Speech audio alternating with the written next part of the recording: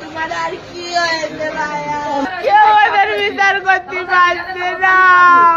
ওরা গেছে গিয়ে আমার মা পিস্তল টাকায় করছে ঘর খালি কর, ঘর খালি কর, নাই পুরাই দেবো, আগুন ধরাই দেবো, তোর বাচ্চা দুটো শেষ করে ফেলবো, বাচ্চা পাবি না, তোর স্বামী পাবি না, বেরোই যা, এই ঘর আগুন ধরাই দেবো, তোর বাপের ঘর, এই ঘর।